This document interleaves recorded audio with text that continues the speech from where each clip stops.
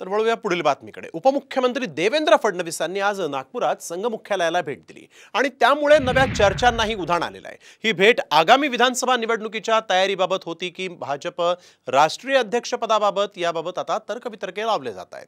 या भेटीमागे नेमकं काय आहे त्याचा आढावा घेऊया या रिपोर्टमध्ये। देवेंद्र फडणवीस संघ मुख्यालयात।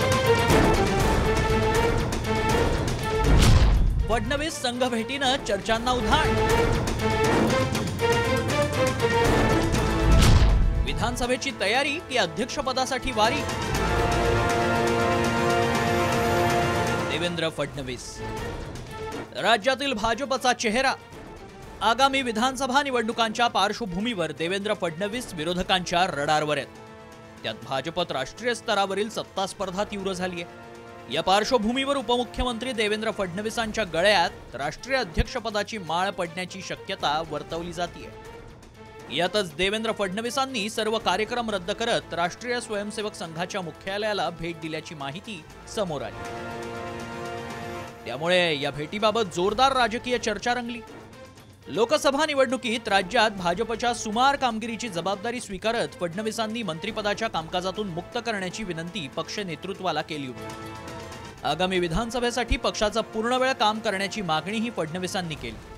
त्यासाठी त्यांनी मंत्रिपदाचा राजीनामा देण्याची तयारी दर्शवली। मात्र राष्ट्रीय स्वयंसेवक संघाच्या मध्यस्थीनंतर फडणवीसांचं मन वळवण्यात आल्याचं कळतंय। फडणवीसांनी नुकतीच सहकुटुंब पंतप्रधान नरेंद्र मोदींची भेट घेतली।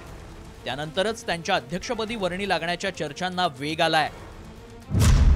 अध्यक्षपदासाठीच्या इतर नावांवरून संघ आणि भाजपत मतभेद। पंतप्रधान नरेंद्र मोदी आणि गृहमंत्री अमित शहांशी फडणवीसांचे चांगले संबंध आहेत। राष्ट्रीय स्वयंसेवक संघाला फडणवीसांच्या नावावर कोणताही आक्षेप नाही। कूटनीती, दूरदृष्टी, अभ्यासू, राजकीय नेमकेपणा या फडणवीसांच्या जमेच्या बाजू आहेत। देवेंद्र फडणवीसांनी अनेक राजकीय संकटातून पक्षाला सुरक्षित बाहेर काढलंय। त्यांचं नेतृत्व भाजपच्या केंद्रीय नेतृत्वाच्या कसोटीवर खरं उतरलंय। त्यामुळे संघ मुख्यालयातून हिरवा कंदील घेऊन फडणवीस राष्ट्रीय राजकारणात जाणार का? त्यांच्यानंतर राज्यात नवनेतृत्व उभं राहणार का? आणि भाजपला त्याचा फायदा होणार का? हे पाहणं महत्त्वाचं ठरणार आहे। ब्युरो रिपोर्ट, साम टीव्ही।